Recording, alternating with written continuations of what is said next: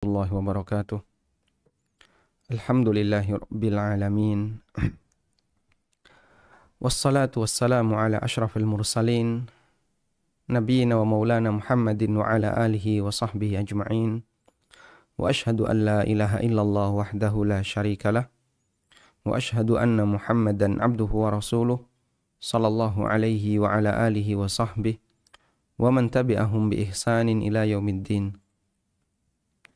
Tsumma amma ba'd. Alhamdulillah, puji syukur kita haturkan kehadirat Allah Subhanahu wa taala. Di kesempatan pagi hari ini kembali kita melanjutkan kajian rutin dengan membaca buku fikih bermadhab, dan insyaallah yang akan kita baca adalah masih berkaitan dengan fikih ikhtilaf. Poin yang kelima, bahwa perbedaan pendapat atau adanya ikhtilaf bukanlah dalil.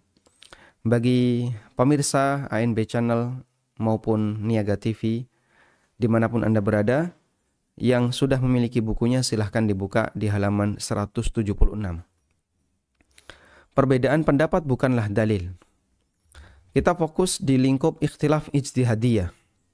Kita fokus di lingkup ikhtilaf ijtihadiyah, yaitu ikhtilaf yang muncul berdasarkan ijtihad. Apakah ikhtilaf ijtihadiyah bisa dijadikan sebagai dalil? Kita mulai dari sebuah pembahasan bahwa perbedaan pendapat bukan dalil. Perbedaan pendapat bukan dalil. Sebaliknya, perbedaan pendapat butuh dalil. Perbedaan pendapat bukan dalil, sebaliknya perbedaan pendapat butuh dalil. Allah Subhanahu wa taala memerintahkan kita untuk mengembalikan setiap perbedaan pendapat agar kita kembalikan kepada Al-Qur'an dan sunnah Nabi sallallahu alaihi wasallam. Dalilnya adalah firman Allah taala, "Fa in tanaza'tum fi syai'in farudduhu ila Allahi war Rasul in kuntum tu'minuna billahi wal yaumil akhir." Jika kalian berbeda pendapat dalam masalah apapun, maka kembalikanlah kepada Allah dan Rasul sallallahu alaihi wasallam. In kuntum tu'minuna billahi wal yaumil akhir, jika kalian beriman kepada Allah dan hari akhir. Anda bisa perhatikan di sini, Allah Subhanahu wa taala memerintahkan jika manusia mengalami tanazu, mengalami perbedaan fi syai'in, dalam masalah apapun di urusan agama ini, maka Allah Subhanahu wa taala perintahkan agar dikembalikan kepada Allah, yaitu Al-Qur'an, dan dikembalikan kepada Rasul sallallahu alaihi wasallam, yaitu kepada sunnah beliau dan hadis-hadis beliau sallallahu alaihi wasallam. Lalu Allah Subhanahu wa taala tegaskan bahwasanya upaya ini harus Anda lakukan, harus kita lakukan jika kita adalah orang yang mengaku beriman kepada Allah dan hari akhir. Kalau kita beriman kepada Allah, berarti ketika terjadi perbedaan pendapat, kembalikan kepada Allah dan kembalikan kepada Rasulullah sallallahu alaihi wasallam. Dan kita perlu menyadari bahwasanya semuanya nanti akan dipertanggungjawabkan di akhirat. Sehingga kalau kita beriman kepada hari akhir, kita harus mewaspadai, karena apapun yang kita lakukan, pendapat apapun yang kita pilih, nanti akan kita pertanggungjawabkan di akhirat.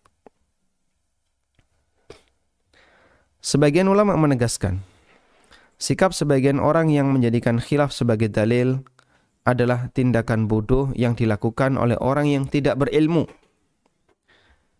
Menjadikan khilaf sebagai dalil dianggap sebagai perbuatan kebodohan yang dilakukan oleh orang yang tidak berilmu. Coba kita simak keterangan Ibnu Abdul Bar rahimahullah. Ibnu Abdul Bar rahimahullah mengatakan, al-ikhtilafu laysa bihujjatin inda ahadin mimman alimtuhu min fuqaha'il a'sar. Yang namanya perbedaan bukanlah dalil. Inda ahadin mimman alimtuhu min fuqaha'il amsar, menurut ulama dari berbagai generasi yang saya ketahui. Sehingga ulama dari generasi ke generasi, mereka tidak pernah menjadikan ikhtilaf sebagai dalil. Lalu beliau mengatakan, illa man la basara lahu wala ma'rifata indahu wala hujjata fi qawlihi. Kecuali perkataan tersebut merupakan perkataan orang yang tidak memiliki ilmu serta pengetahuan dan pendapatnya tidak bisa dijadikan sebagai hujjah. Kecuali perkataan tersebut merupakan perkataan dari orang yang tidak memiliki ilmu serta pengetahuan dan pendapatnya tidak bisa dijadikan sebagai hujjah. Di sini ada kalimat alasannya, mungkin yang lebih tepat kecuali. Kecuali orang yang perkataannya tidak didasari dengan ilmu, la basara wala ma'rifata, dan tidak punya pengetahuan, wala hujjata fi qawlihi, dan pendapatnya tidak dianggap. Sehingga siapa yang mengatakan bahwa perbedaan pendapat adalah dalil, itu adalah perkataan dari orang yang tidak memiliki ilmu dan ma'rifah. Keterangan yang semisal juga ditegaskan oleh Al-Khattabi. Beliau pernah mengatakan, walaisal ikhtilafu hujjatan, perbedaan pendapat bukanlah dalil. Wa bayanu sunnati hujjatun ala al-mukhtalifin minal awwalin wal akhirin. Dan penjelasan sunnah itulah hujjah. Ketika terjadi ikhtilaf, ketika terjadi perbedaan pendapat, minal awwalin wal akhirin, yang berlaku sejak generasi awal dan generasi akhir. Sehingga siapapun mengakui yang namanya perbedaan pendapat itu bukan dalil. Para ulama di masa silam, para ulama di masa belakangan, sampai zaman Al-Khattabi rahimahullah, beliau menyimpulkan tidak ada satupun ulama yang menjadikan ikhtilaf sebagai dalil. Seringkali kita mendengar ada orang yang membela pendapatnya yang salah dengan keberadaan khilaful ulama. Misalnya ketika dia diingatkan tentang masalah larangan musik, lalu dia beralasan, ini kan masih di ranah ikhtilaf. Ini kan masih ranah khilaful ulama. Sehingga dia membela apa yang dia ambil dengan pembelaan bahwasanya ini masih di ranah ikhtilaf. Tayyib. Para ulama menyebut cara menyimpulkan hukum semacam ini dengan ta'lilul hukmi bil khilaf. Ta'lilul hukmi bil khilaf, menjadikan khilaf sebagai alasan dalam penetapan hukum. Syekhul Islam rahimahullah menjelaskan, ta'lilul ahkami bil khilaf illatun batilatun fil amri nafsi. Menjadikan khilaf sebagai alasan dalam menetapkan hukum merupakan alasan yang batil dari awal. Fil amri nafsi, merupakan alasan yang batil dari awal. Fa innal khilafa laysa minas sifatil lati yu'alliku syari'u biha al-ahkama fil amri nafsihi. Karena adanya khilaf bukanlah entitas yang Allah jadikan sebagai latar belakang yang bisa mempengaruhi hukum dari awal. Fa inna dzalika wasfun hadits ba'dan Nabi sallallahu alaihi wasallam. Dan khilaf itu merupakan kejadian yang baru yang muncul setelah wafatnya Nabi sallallahu alaihi wasallam. Walakin yaslukuhu man lam yakun aliman bil adillati syar'iyyah. Namun metode ini biasanya digunakan oleh orang yang tidak memiliki pengetahuan tentang dalil-dalil syar'i. Sehingga dia menjadikan ikhtilaf sebagai dalil karena dia tidak tahu dan tidak punya hujjah yang kuat untuk membela pendapatnya. Dan seringkali kita mendengar kalimat tadi ya. Pada saat ada orang yang diingatkan, ini tidak boleh, ini haram. Duh, ini kan masih di ranah ikhtilaf. Kalimat ini tidak dibenarkan. Betul bahwasanya diskusi dengan mengangkat adanya perbedaan itu hukumnya boleh. Sehingga misalnya ketika ada orang yang diingatkan, praktek seperti ini tidak diperbolehkan. Lalu dia mengatakan, saya punya alasan yang lain. Bahwasanya praktek ini boleh. Nah itu silahkan. Baik, lalu apa alasanmu? Kemudian dia sampaikan, alasan saya, kenapa praktek ini boleh? Saya punya alasan 1, 2, 2, 3. Sampaikan alasannya. Sehingga ketika saling menyampaikan alasan, di situ terjadi adu pendapat. Dan Allah Subhanahu wa taala dan dalam Islam tidak dilarang orang berdiskusi, orang berdialog dalam rangka untuk mencari kebenaran. Sehingga terjadi adu pendapat. Yang satu berpendapat A, yang satu berpendapat B. Kemudian masing-masing saling mengutarakan pendapatnya dan menyampaikan alasannya. Maka manusia terbaik adalah alladzina yastami'unal qawla fayattabi'un ahsana. Manusia yang terbaik adalah orang yang yastami'unal qawla. Dia mendengarkan pendapat, kemudian dia mengikuti yang terbaik. Baik. Sehingga sekali lagi bahwasanya menjadikan khilaf sebagai dalil merupakan pelanggaran yang terjadi di masyarakat, dan ini adalah alasan yang tidak bisa dibenarkan. Yang lebih tepat, ketika Anda punya pendapat yang berbeda, maka bukan ikhtilafnya yang diangkat, tapi Anda sampaikan alasan Anda kenapa pakai pendapat itu. Sehingga si A berpendapat A, dia kan punya alasan. Si B berpendapat B, dia punya alasan. Nah, saat A misalnya menasihati B, B perbuatan kamu itu keliru. Maka B mengangkat alasannya. Saya punya alasan yang membenarkan perbuatan saya. Saya punya alasan yang membenarkan perbuatan saya. Apa alasanmu? 1, 2, 3. Dan hal semacam ini ma'ruf di masa salaf. Para sahabat melakukan seperti itu, demikian pula para ulama di masa setelahnya juga melakukan seperti itu. Sehingga seringkali dalam beberapa riwayat kita jumpai mereka mengatakan fil mas'alati indi dalil. Saya punya dalil dalam masalah ini. Saya punya alasan dalam masalah ini. Itu cukup sering terjadi di kalangan para ulama. Coba kita lihat misalnya salah satunya adalah hadis tentang masalah ruqyah.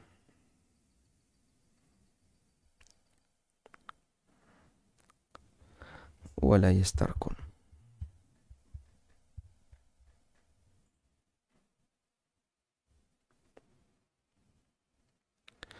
Ada sebuah hadis tentang masalah minta ruqyah yang hadisnya cukup panjang.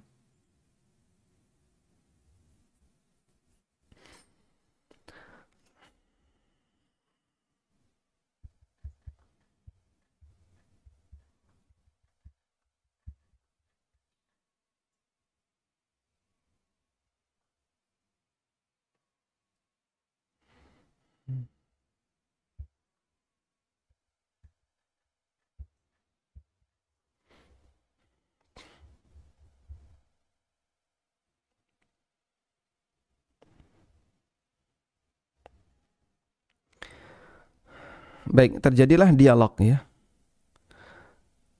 Terjadilah dialog antara Husain bin Abdurrahman dengan Sa'id bin Jubair. Husain bin Abdurrahman bercerita, Kuntu inda Sa'id ibn Zubair. Saya pernah bersama Sa'id bin Jubair. Dan kita tahu Sa'id bin Jubair adalah muridnya Ibnu Abbas. Faqala ayyukum ra'al kawkab alladhi inqaddal bariha. Lalu Sa'id bertanya, ada enggak di antara kalian yang tadi malam melihat ada bintang yang jatuh? Fakultu, maka Husain bin Abdurrahman mengatakan, ana. Oh, saya tahu, saya lihat tadi malam. Lalu summa qultu, kemudian aku sampaikan, amma ini lam akun fi salatin. Namun malam itu saya tidak sedang salat. Ya, nanti dikiranya bangun malam terus saya salat lalu melihat ada bintang jatuh. Dikiranya seperti itu. Walakinni ludiqtu. Namun ketika itu saya disengat binatang berbisa. Saya disengat binatang berbisa. Qala fama sana'ta? Lalu Sa'id bin Jubair tanya, terus setelah itu apa yang kamu lakukan? Qultu irtaqaitu. Aku mencari ruqyah. Qala fama hamalaka ala dzalik? Maka Sa'id bertanya, apa yang menyebabkanmu sampai mencari ruqyah? apa alasanmu sampai kau mencari ruqyah? Qultu, maka Husain bin Abdurrahman mengatakan, hadithun haddatsanahu Sya'bi. Hadis yang disampaikan oleh Asy-Sya'bi. Wa ma haddatsakum? Hadis apa yang disampaikan oleh Asy-Sya'bi kepada kalian? Qultu, aku sampaikan, haddatsana an Buraidah Ibn al-Husayb.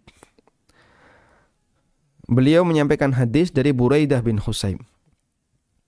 Qala, bahwasanya Buraidah bin Husayb mengatakan, la ruqyata illa min ainin au hummah.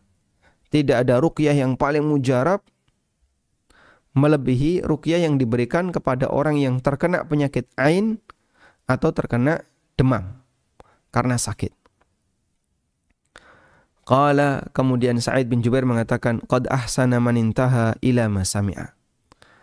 Sungguh bagus orang yang mengamalkan apa yang telah dia dengar. Walakin haddatsana Ibnu Abbas. Tapi saya mendapatkan hadis dari Ibnu Abbas, dari Nabi sallallahu alaihi wasallam. Masya Allah. Anda perhatikan di sini. Ketika Husain bin Abdurrahman mengalami sesuatu, lalu beliau melakukan tindakan tertentu.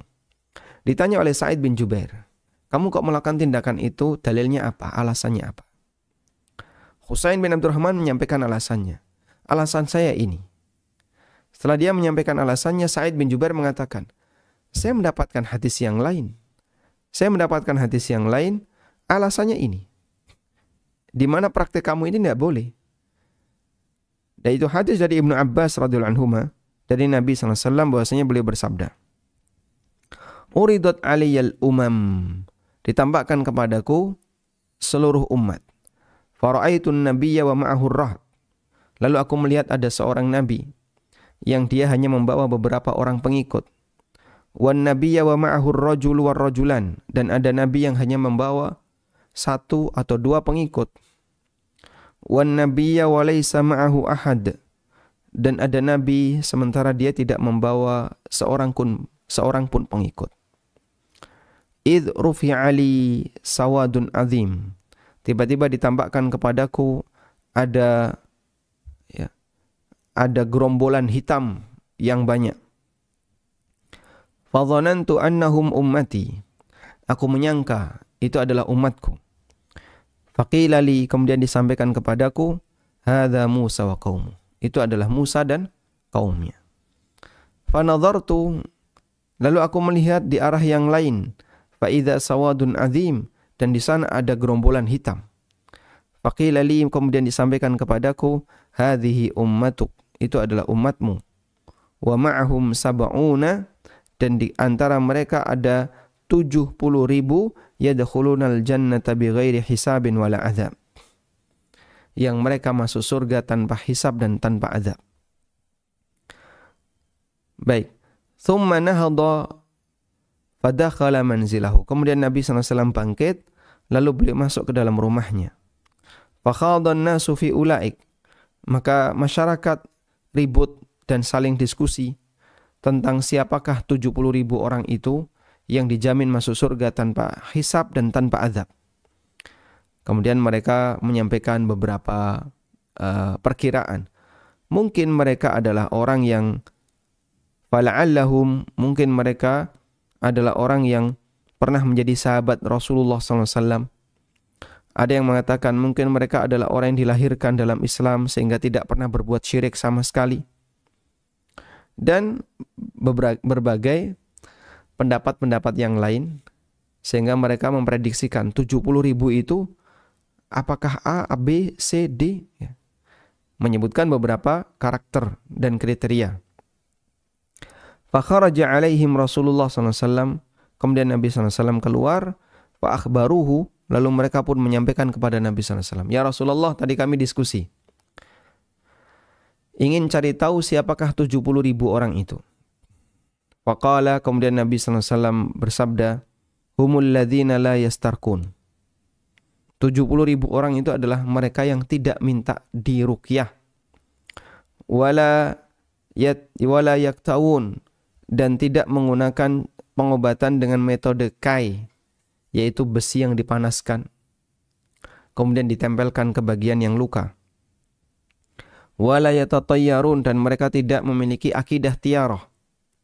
Wa ala rabbihim yatawakkalun, dan mereka selalu bertawakal kepada Rabb mereka. Baik. Nah, di sini Sa'id bin Jubair berdiskusi dengan Husain bin Abdurrahman, dan beliau menggunakan kalimat humul ladzina la yastarqun sebagai dalil bahwasanya praktek Husain tidak benar. Namun Husain membela diri, di mana beliau beralasan bahwa apa yang beliau lakukan itu sejalan dengan hadis dari Buraidah bin Husayb bahwa ruqyah itu mujarab jika diberikan kepada orang yang terkena ain dan mengalami demam karena sakit, disengat binatang sehingga nggak bisa tidur, maka mujarab dengan cara diobati pakai ruqyah. Baik. Kepentingan kita dari hadis ini adalah bagaimana praktek yang dilakukan oleh para ulama salaf di zaman tabi'in. Ketika mereka menghadapi satu masalah tertentu, ada perbedaan pendapat, mereka diskusikan. Saya berpendapat A, alasan saya seperti ini. Saya berpendapat B, alasan saya seperti ini. Sehingga bukan mengangkat ranah khilaf yang dijadikan sebagai dalil, tapi yang dijadikan sebagai dalil adalah alasan yang melatar belakangi kenapa dia mengambil pendapat itu. Itu yang paling penting. Karena itu khilaf sekali lagi bukan dalil, tapi justru sebaliknya, khilaf butuh dalil. Apa dalil kalau khilaf butuh dalil? Dalilnya adalah firman Allah Subhanahu wa taala, "Fa in tanaza'tum fi syai'in farudduhu ila Allahi war Rasul."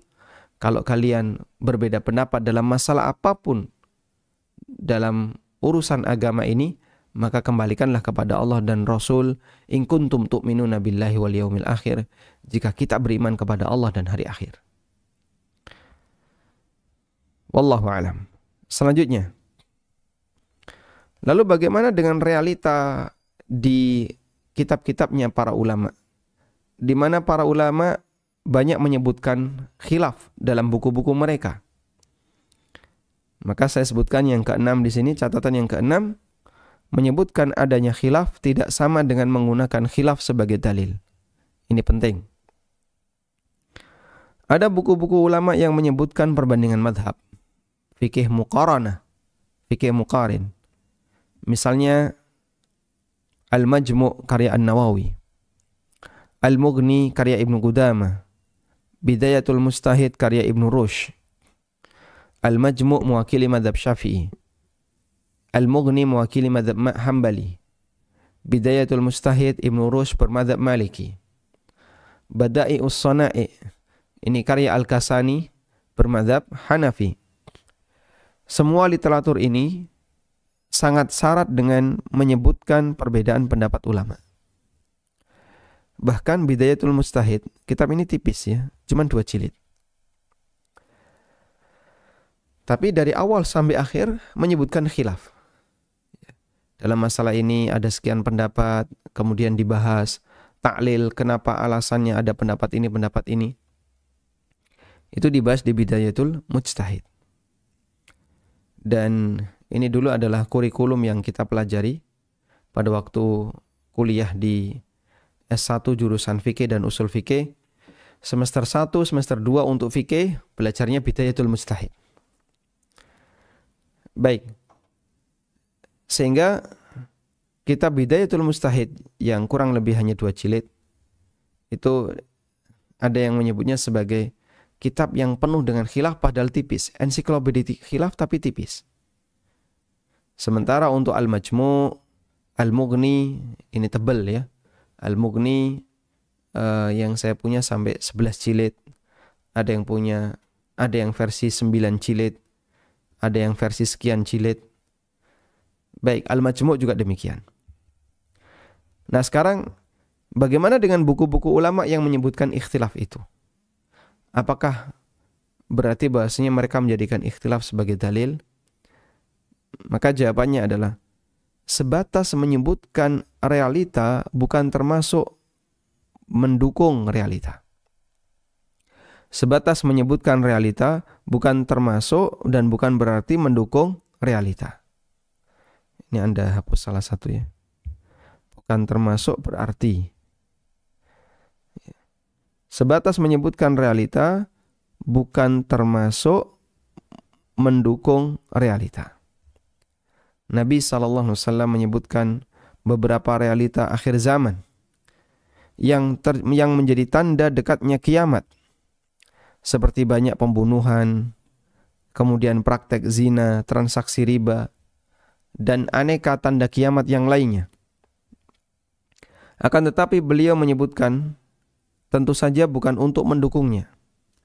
Oleh sebab itu, hadis yang menyebutkan tentang tanda akhir zaman tidak boleh dijadikan sebagai dalil untuk mendukung tindakan penyimpangan yang terjadi di akhir zaman.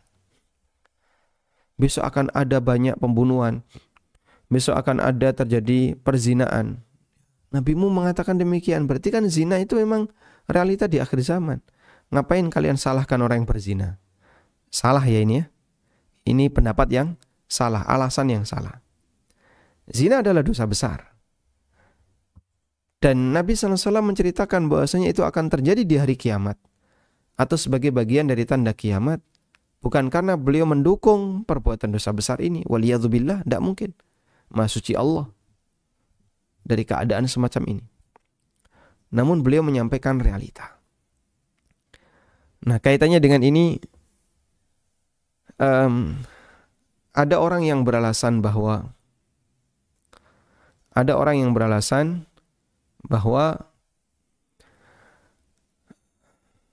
praktek riba di akhir zaman itu ditoleransi dengan alasan sebuah hadis di mana Nabi SAW pernah mengatakan akan datang satu zaman di mana riba itu tersebar di mana-mana. Man lam yusibhu asabathu baruhu. Siapa yang tidak mengalami dan terkena riba, nanti dia pasti akan terkena debunya riba. Lalu dia beralasan, siapapun di akhir zaman pasti akan terkena debunya riba. Sehingga nggak mungkin kan dihindari, maka biarkan saja masyarakat itu melakukan praktek riba. Maka kita sampaikan, Nabi SAW dalam hal ini menceritakan realita di akhir zaman. Bukan memberikan dukungan. Sehingga bagian dari tanda kiamat, riba tersebar di mana-mana, sampai pun orang yang sudah berusaha untuk menghindar, tetap terkena debunya. Itu beliau berbicara realita. Dan realita ini, dan beliau sampaikan ini bukan dalam rangka untuk membela keadaan. Namun kalaupun terjadi, maka setiap muslim punya kewajiban untuk berusaha menghindar semampunya. Meskipun terkadang-kadang dia masih tersandung, dia masih nyangkut, sehingga ada riba 1, 2, 3 dalam beberapa transaksi yang dia lakukan. Baik, sehingga sebatas menyebutkan tidak termasuk mendukung. Demikian pula ketika ulama menyebutkan perbedaan pendapat dalam karya mereka ataupun ceramah mereka, hal itu tidaklah menunjukkan bahwasanya mereka hendak menjadikan khilaf itu sebagai dalil. Lalu tujuan mereka menyebutkan perbedaan pendapat adalah karena dua hal. Yang pertama, untuk memastikan bahwa dalam masalah tersebut belum terjadi ijma', kesepakatan ulama. Baik, dan ini penting ya, karena tidak boleh menyalahi ijma'. Dan kita perlu tahu di titik mana saja dalam masalah agama yang di situ sudah terjadi ijma'. Kemudian alasan yang kedua adalah untuk mengenali pendapat yang lain beserta alasannya. Untuk mengenali pendapat yang lain beserta alasannya. Sehingga bisa dijadikan dan bisa dilakukan tarjih dalam rangka menentukan mana pendapat yang lebih mendekati kebenaran. Allah menyebutkan salah satu sifat orang yang terpuji di surat Az-Zumar. Fabashshir ibad. Berikanlah kabar gembira bagi para hamba yang saleh. Alladzina yastami'una al-qawla fayattabi'una ahsana. Yaitu hamba yang mendengarkan perkataan lalu dia mengikuti apa yang paling baik di antaranya. Ulaikal ladzina hadahumullah. Mereka itulah orang yang mendapatkan petunjuk dari Allah. Wa ulaika hum ulul albab. Dan merekalah orang-orang yang memiliki akal. At-Tabari menjelaskan ayat ini. Fabashshir ya Muhammad. Berikanlah kabar gembira wahai Muhammad. Para hambaku alladzina yastami'una al-qawla minal qailin. Yang mendengarkan keterangan dari orang-orang yang berbicara. Fayattabi'una arsyadahu ahdah. Lalu dia mau untuk mengikuti yang paling benar dan yang paling sesuai ajaran Allah. Adallahu ala tauhidillah, yang paling sesuai dengan ajaran mentauhidkan Allah, mengamalkan ketaatan kepadanya, dan dia sanggup untuk meninggalkan pendapat yang lain, alladzi la yadullu ala rasyad, yang tidak sejalan dengan garis lurus dan tidak mengarahkan manusia untuk mendapatkan jalan yang lurus. Ini keterangan At-Tabari. Salah satu karakter ulul albab yang dipuji dalam Al-Quran adalah mau mendengarkan pendapat. Dia mendengarkan berbagai pendapat, menyimak khilaf di tengah masyarakat dalam masalah agama, lalu dia berusaha untuk memilih mana di antara pendapat ini yang paling mendekati kebenaran. Penting bagi kita untuk memahami prinsip ini ya. Karena itu salah satu di antara ciri ulul albab. Biarkan orang bicara, dengerin mereka. Sudah? Selanjutnya silahkan Anda pelajari alasannya, lalu pilih dari sekian pendapat ini mana yang paling mendekati dalil, mana yang paling mendekati kebenaran. Itulah ulul albab yang sejati. Wallahu ta'ala alam. Demikian yang bisa kita sampaikan, semoga bermanfaat. Dan insyaallah di pertemuan berikutnya kita akan mempelajari apa yang harus kita lakukan ketika melihat ada orang yang berbeda dengan pendapat kita. Dan prinsip yang kami sebutkan adalah tidak ada pengingkaran dalam masalah khilaf. Wallahu a'lam. Wa sallallahu ala nabiyyina Muhammadin wa ala alihi wa sahbihi wasallam. Dengan semakin berkembangnya dakwah yang disampaikan melalui ANB Channel yang diisi oleh Ustadz Amin Nurbaid, Ustadz Wira Mandiri, Ustadz Ristian Rangil, Ustadz Amir As-Soronji, Ustadz Musa Jundana, Ustadz Muhammad Abu Rifai, dan para asatidzah Jogja lainnya, serta untuk meningkatkan pelayanan kepada kaum muslimin melalui Yayasan Amal Abadi Indonesia yang mengelola lembaga Indonesia Bersih Riba, tim perawat jenazah Al-Baqi, konsultasi zakat dan waris. Insya Allah akan dibangun kantor dan studio ANB Channel yang representatif serta kantor Yayasan Amal Abadi Indonesia. Mari dukung dengan menginfakkan sebagian harta kita melalui Bank Syariah Indonesia atas nama Yayasan Amal Abadi Indonesia dengan nomor rekening 7441998877. Jazakumullah khairan wa barakallahu fikum.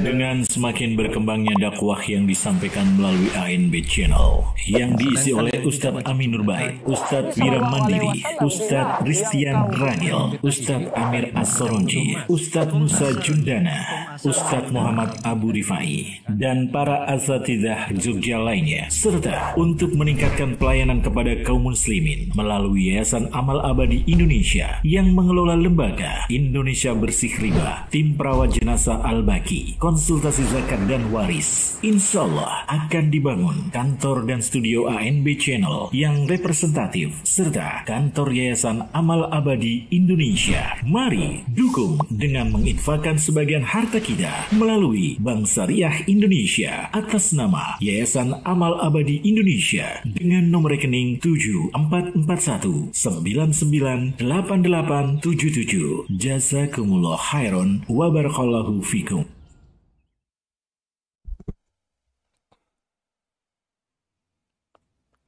Alhamdulillahirrabbilalamin. Selanjutnya kami persilahkan bagi Anda yang mau bergabung. Assalamualaikum warahmatullahi wabarakatuh. Waalaikumsalam warahmatullahi wabarakatuh. Tafadhal. Assalamualaikum Ustaz. Barakallahu fikum. Ya Ustaz, ada dua pertanyaan Ustaz ya. Yang pertama saya ingin bertanya tentang akad yang dilakukan oleh pengusaha gitu Ustaz, oleh pebisnis dengan bisnis coaching itu yang dari luar gitu Ustaz, bisnis coaching eksternal. Nah di poin akad itu bisnis coaching ini bilang seperti ini, boleh saya mengisi coaching di perusahaan Bapak gitu, namun mungkin untuk upahnya itu berupa 2 poin. Pertama itu gaji per bulan, yang kedua itu sharing profit gitu, sharing profit omset gitu kan. Nah, maksud pertanyaan itu apakah itu diperbolehkan nggak Ustaz? Gitu. Apakah akad itu batil atau tidak gitu? Itu yang pertama. Baik. Kemudian yang kedua itu kemarin saya mendengar dari seorang pembicara gitu Ustaz. Dia berkata, kenapa sih misalnya kita itu disuruh untuk beribadah kepada Allah gitu kan? Padahal kata beliau, Allah itu secara sederhananya kata beliau itu ya, Allah itu kan maksudnya ketika kita sembah itu tidak menambah kekuasaan ataupun maksudnya tidak menambah kekuasaan untuk Allah gitu. Nah jadi beliau mengatakan bahwa manusia itu memang diciptakan oleh Allah itu untuk beribadah, tapi tidak hanya sekedar untuk itu gitu. Tujuannya Allah menciptakan manusia itu karena memang Allah itu sangat-sangat cinta kepada manusia gitu. Nah, apakah perkataan itu ada yang salah atau enggak gitu Ustaz? Itu saja Ustaz pertanyaannya. Jazakallahu khairan. Assalamualaikum warahmatullahi wabarakatuh. Waalaikumsalam warahmatullahi wabarakatuh. Baik. Yang pertama tentang akad ijarah ya, akad jual beli jasa yang Anda lakukan dengan perusahaan dalam bentuk memberikan coaching di perusahaan itu dalam rangka untuk meningkatkan produktivitas bagi karyawan dan perusahaan tersebut. Apakah diperbolehkan dengan 2 sistem pembayaran yang tadi Bapak sebutkan ya? Jawabannya, pada asalnya ketika orang itu memberikan jasa kepada orang lain, maka berarti dia punya sesuatu yang berhak bagi dia untuk mendapatkan bayaran. Dia punya sesuatu di mana dia berhak untuk mendapatkan bayaran. Nah, ketika dia punya sesuatu yang berhak untuk dapat bayaran, maka pilihannya ada 2. Pertama, dia ambil bayaran itu sebagai upah bagi dia, sebagai ujrah bagi dia. Kalau ini yang dilakukan, berarti akadnya akad murni ijarah. Kalau ini dilakukan, berarti akadnya adalah akad murni ijarah, yaitu ijaratul ashkhas. Baik, coba di share konten. Jadi ketika si A melakukan akad dengan B, yaitu akad jasa, atau begini mungkin lebih tepat. Si A memberikan akad jasa kepada B. Maka B memberikan imbalan kepada A berupa ujroh. Jika ini yang dilakukan, berarti akadnya namanya akad ijarah. Dan akad ijarah hukumnya diperbolehkan. Kemudian yang kedua, si A memberikan jasa kepada B. Si A memberikan jasa kepada B. Tapi si A tidak membayar B. Di sini tidak ada ujroh. Tidak ada ujroh. Namun yang ada adalah bagi hasil. Ketika yang ada adalah bagi hasil, berarti ini akad musyarakah. Sehingga yang terjadi, Anda ikut bermusyarakah dengan perusahaan B ini, di mana kerja Anda adalah memberikan coaching kepada para karyawan. Dan ini diperbolehkan. Baik akad ijarah maupun akad musyarakah diperbolehkan. Lalu yang menjadi pertanyaan adalah, bolehkah terjadi perubahan akad semacam ini? Bolehkah terjadi perubahan akad semacam ini? Ketika mau dilakukan perubahan akad, ya, perubahan akad, perubahan akad itu ada dua. Yang pertama adalah perubahan aturan akad. Perubahan aturan atau kesepakatan. Ini hukumnya boleh. Selama keduanya setuju, selama saling ridho. Misalnya Pak, misalnya ya, si A dengan si B melakukan akad kerjasama. Si A dan si B melakukan akad kerjasama, lalu mereka sepakat, untuk tahun pertama kita bagi hasilnya 50-50, masing-masing 50%. Dan nanti tahun kedua, saya minta lebih banyak, 60%. Anda 40%. Terus mereka setuju. Baik, enggak apa-apa. Akhirnya berjalanlah usaha itu. Tahun pertama setiap ada hasil dibagi 2. Masing-masing 50%. Tahun kedua pengelola minta lebih banyak, 60%. Kalau mereka sepakat, silahkan. Sehingga terjadi perubahan akad, tapi perubahan pada aturan dan kesepakatan. Akadnya sama.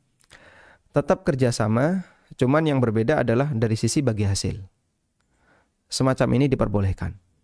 Sama halnya ketika ada orang yang akadnya sama-sama ijarah. Untuk tahun pertama saya minta gaji 10 juta. Tapi tahun kedua saya minta gaji saya dinaikkan jadi 12. Tahun ketiga gaji saya dinaikkan jadi 15. Sehingga dia minta kenaikan pada gajinya setiap tahun. Akadnya tetap ijarah, nggak ada perubahan. Tapi perubahannya pada kesepakatan dan aturan akad. Selama mereka saling ridho, silahkan. Semacam ini diperbolehkan. Yang kedua adalah perubahan dalam bentuk pindah akad. Perubahan dalam bentuk pindah akad. Sehingga dia membuat kesepakatan begini ya. Akad 1 nanti akan berpindah menjadi akad 2 pada rentang waktu tertentu. Pada rentang waktu tertentu. Ini ada dua keadaan. Model seperti ini, pindah akad, ini ada dua keadaan. Yang pertama, disepakati di awal.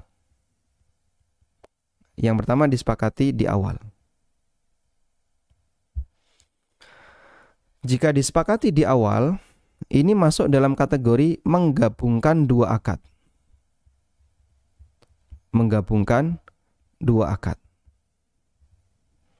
Nah, ulama sering memberikan contoh ketika mereka membahas kasus ijarah muntahiyah bitamlik. Jadi ada produk bank namanya ijarah muntahiyah bitamlik, IMBT. Cukup terkenal produk ini ya. Ijarah muntahiyah bitamlik itu kan akad yang menggabungkan sewa dengan beli. Akad sewa beli. Sehingga awalnya sewa, lease, terus setelah itu beli, to buy. Lease to buy. Setelah awalnya disewa, nanti akan dipindahkan kepemilikannya dengan cara jual beli. Berarti di sini menggabungkan dua akad. Termasuk juga misalnya ada orang yang menerima modal dari asing, modal dari luar. Capital venture atau venture capital ya. Dia ketika menerima modal dari luar, di situ ada kesepakatan. Kalau kamu untung, kita bagi hasil. Tapi kalau rugi, modal ini jadi utang. Sehingga ada orang yang melakukan kesepakatan modal. Jika untung, nanti bagi hasil. Tapi kalau rugi, nanti jadi utang. Ini menggabungkan antara akad mudharabah dengan akad qard. Kalau untung mudharabah, kalau rugi jadi qard. Ini masuk dalam kategori menggabungkan dua akad dalam satu akad. Ada juga orang yang menjual rumah. Lalu dia membuat kesepakatan. Ini rumah saya jual dengan harga kredit selama 3 tahun. Tapi jika selama 3 tahun kamu tidak bisa lunas, maka saya jadikan sewa. Ini kasus ketiga yang saya jumpai ada orang jual rumah, ini kredit selama 3 tahun. Sudah? Jika sampai 3 tahun, deadline 3 tahun, tidak bisa lunas, maka jadi sewa. Jadi sewa. Kebalikan dengan EMBT ini ya. Kalau EMBT kan disewa dulu, di ujungnya nanti jual beli. Kalau jual rumah ini, kebalikannya. Dia kredit dulu, dia jual beli dulu, kredit selama 3 tahun, kok 3 tahun tidak bisa, nanti berubah jadi sewa. Sehingga ketika 3 tahun tidak bisa lunas, harga rumah 500 juta, dia baru bayar 100 misalnya. Selama 3 tahun baru bayar 100, akhirnya langsung diubah jadi sewa. Gimana? Dia dianggap tinggal di rumah ini selama 3 tahun sewa. Per tahun harganya anggaplah misalnya 15 juta. Maka nanti kewajiban orang ini, konsumen, bayar 45, sisanya karena dia sudah store 100 juta, sisanya yang berapa? 35 juta dikembalikan. Ya. Sisanya dikembalikan karena, atau yang 55 juta dikembalikan karena dia telah melakukan sewa. Sehingga kredit 100 juta. Lalu di akhir tahun karena sewa nilainya 45 juta, maka yang 55 dikembalikan. Yang 55 juta dikembalikan. Praktek seperti ini masuk dalam kategori menggabungkan 2 akad dalam 1 akad. Dah? Yang kedua sebatas direncanakan. Sebatas direncanakan. Sehingga kalau ini disepakati di awal, kita akad 1 dulu ya, nanti akan berubah jadi akad 2, disepakati di awal. Kalau yang ini sebatas direncanakan, tidak disepakati di awal. Akad 1 dan direncanakan akan dilakukan akad 2. Tidak ada kesepakatan untuk akad 2. Tapi adanya nanti perubahannya direncanakan seperti ini, akad 2. Kalau ini diperbolehkan, dan ini tidak masuk dalam kategori menggabungkan 2 akad dalam 1 akad. Lalu bedanya apa antara yang pertama dengan yang kedua? Bedanya, kalau sebatas direncanakan, ini nanti sifatnya pilihan. Jadi tentatif sifatnya. Kenapa tentatif? Karena masih ada hak khiyar. Artinya pihak perusahaan punya hak untuk menentukan apakah lanjut atau tidak. Anda juga punya hak untuk lanjut atau tidak. Sehingga awalnya ijarah. Setelah 3 tahun kita rencanakan akan jadi bagi hasil. Berarti kan Anda bekerja lalu nanti dapat bagi hasil. Akadnya jadi musyarakah. Perusahaan punya hak. Setelah 3 tahun, mohon maaf Pak, untuk kontrak berikutnya kami tetap ijarah. Perusahaan punya hak seperti itu. Dan Anda akan menawar. Kalau begitu saya mundur jika di kontrak ijarah. Saya maunya musyarakah, kita bagi hasil. Jadinya tawar-menawar. Kalau misalnya perusahaan tetap nggak mau, kalau begitu saya nggak mau Pak, harus tetap ijarah. Anda tetap kekeh musyarakah mintanya. Akhirnya karena nggak saling sepakat, Anda berpisah. Baik kalau begitu kita jalan masing-masing. Sah-sah saja. Itulah fungsi hak khiyar. Sehingga kalimat direncanakan itu menyebabkan akad yang kedua ini tidak bisa dipastikan. Apakah nanti dilakukan ataukah tidak. Kalau seperti ini yang terjadi boleh. Yang seperti ini yang terjadi diperbolehkan. Berarti terjadi perubahan kesepakatan, tapi di posisi nomor 2 dilakukan kesepakatan ulang. Dan karena kesepakatan ulang bisa jadi mereka akan melakukan tawar-menawar. Wallahu a'lam. Baik. Pertanyaan yang kedua ya.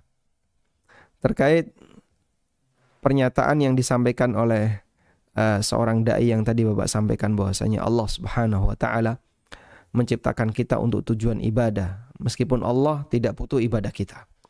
Poin ini benar. Karena Allah tidak butuh ibadah hambanya. Allah tidak membutuhkan ibadah hambanya. Sehingga Allah ciptakan hamba untuk nanti agar hamba beribadah, bukan berarti karena Allah butuh ibadah hamba. Berbeda dengan kita ya. Kita membuat meja karena kita butuh meja ini. Kita buat kursi karena kita butuh kursi ini. Anda membuat sesuatu, membuat makanan karena Anda butuh pada makanan itu. Tapi Allah menciptakan makhluk dalam posisi Allah tidak butuh makhluk. Karena Dia zat yang maha sempurna. Namun Allah ciptakan makhluk. Hikmahnya berjalan. Dan bagian dari hikmah Allah Subhanahu wa taala, setiap aktivitas itu ada konsekuensi. Bagian dari hikmah Allah, setiap aktivitas ada konsekuensi. Sehingga keberadaan makhluk ini diciptakan. Lalu mereka berlaku hikmah Allah. Aktivitas ada konsekuensinya. Di saat itulah ada perintah dan ada larangan. Siapa yang menjalankan perintah akan mendapatkan konsekuensi. Dapat pahala atau dapat balasan yang baik dan sebaliknya. Siapa yang meninggalkan atau melanggar larangan ada konsekuensinya. Tayyib. Karena itu dalam kacamata makhluk, dilihat dari sudut pandang makhluk, saat makhluk itu beribadah, hakikatnya karena dia butuh untuk mendapatkan kasih sayang Allah, yaitu dia butuh surga, agar dia nanti bisa selamat di akhirat dan seterusnya. Dan prinsip ini yang Allah tegaskan dalam Al-Quran. In ahsantum ahsantum li anfusikum. Apabila kalian berbuat baik, hakikatnya kalian berbuat baik untuk diri kalian. Sebab Allah tidak butuh ibadah kita. Dalam sebuah hadis qudsi yang sering kita singgung, Nabi SAW bersabda, Allah berfirman, Ya ibadi, law anna awwalakum wa akhirakum wa insakum wa jinnakum kanu ala atqa qalbi rajulin wahidin minkum. Wahai para hambaku, andaikan makhluk pertama sampai yang terakhir, jin dan manusia, mereka menjadi makhluk yang paling bertakwa di antara kalian, hatinya paling bertakwa. Andaikan kita semua jadi seperti Nabi Muhammad SAW. Apa kata Allah? Ma zada dzalika fi mulki syai'a. Sepeser pun itu tidak menambah kerajaanku. Sebaliknya ketika seluruh manusia durhaka, sepeser pun itu tidak mengurangi kerajaan Allah. Sehingga dalam masalah ini, ketika makhluk itu beribadah, Allah tidak butuh ibadah mereka. Allah Subhanahu wa ta'ala tidak butuh ketaatan mereka.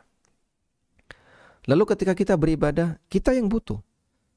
Sebab bagian dari hikmah Allah, Allah menciptakan, lalu ada konsekuensi dari proses penciptaan itu dan konsekuensi perjalanan hasil ciptaan itu.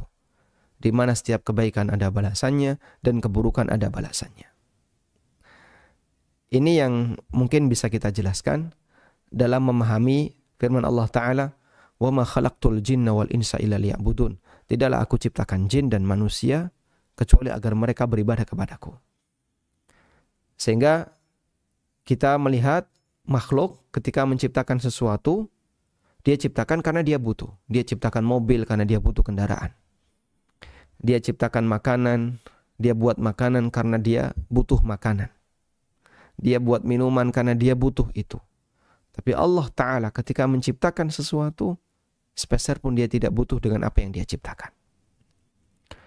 Namun Allah perintahkan kita untuk beribadah karena konsekuensi ketika kita sudah tercipta, bahwasanya pada saat kita melakukan ketaatan, nanti ada konsekuensi balasan. Saat kita melakukan keburukan juga ada konsekuensi balasan. Wallahu a'lam. Silakan, Pak. Ya,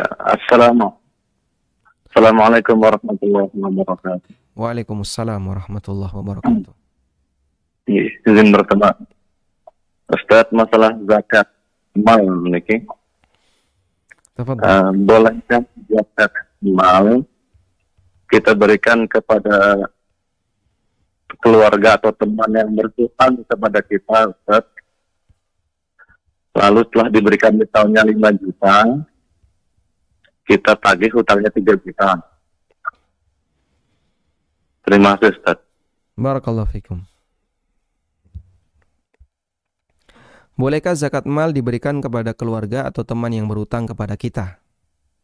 Lalu setelah diberikan, ditagih. Baik, ada 3 keadaan dalam masalah ini. Yang pertama, menjadikan zakat mal itu sebagai pemutih utang. Misalnya, si A orang kaya, si B utang ke si A, dan dia miskin.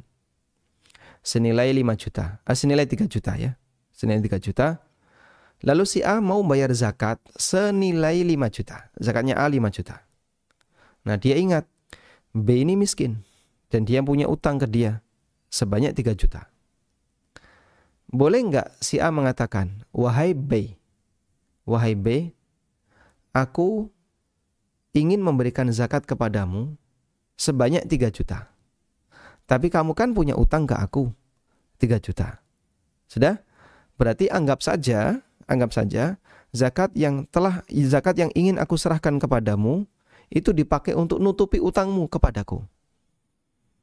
Sehingga saya tidak perlu keluarkan uang, nanti daripada bolak-balik uang itu transfer, ada biaya transfer, udahlah gampang aja. Udah, ini lewat telepon ya. Anggap kamu sudah menerima 3 juta dan 3 juta saya terima kembali sebagai pemutih utangmu. B bilang setuju. Tidak apa-apa. Yang penting utang saya lunas. Sudah? Untuk jenis seperti ini, ulama sepakat zakatnya tidak sah. Sebagaimana keterangan Syekhul Islam Ibn Taimiyah.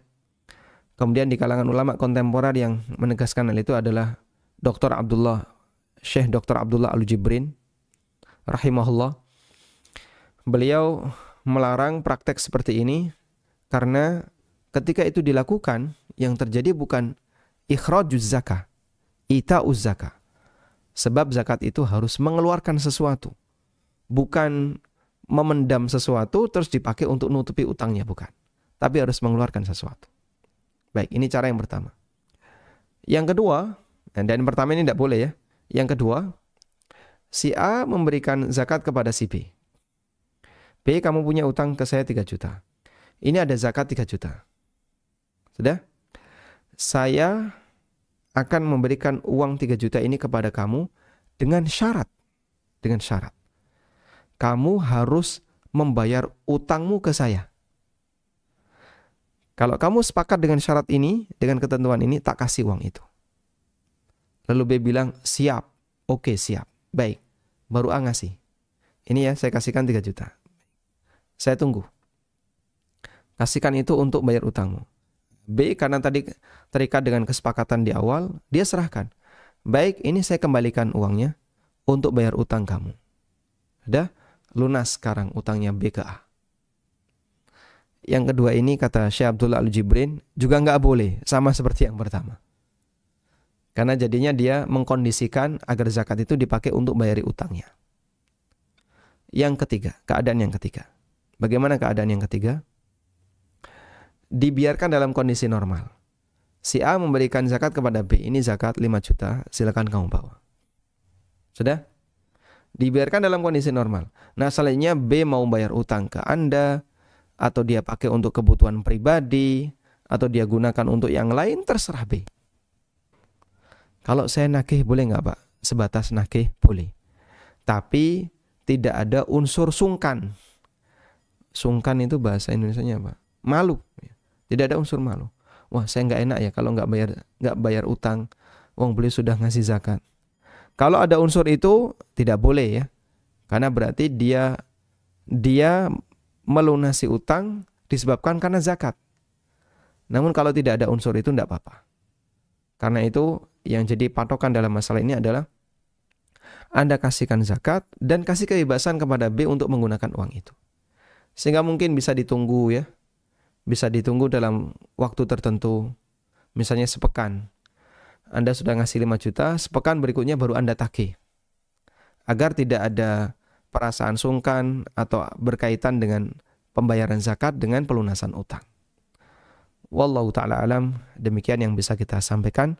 Semoga bermanfaat. Wassallallahu ala nabiyyina Muhammadin wa ala alihi wa sahbihi wasallam.